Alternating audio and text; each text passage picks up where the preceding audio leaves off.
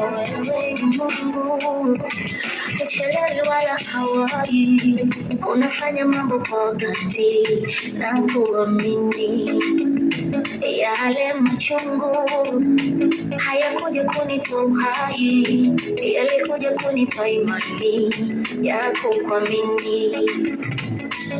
Nitakushukuru kama nikipata leo, nitakushukuru kama nikikosa kesho.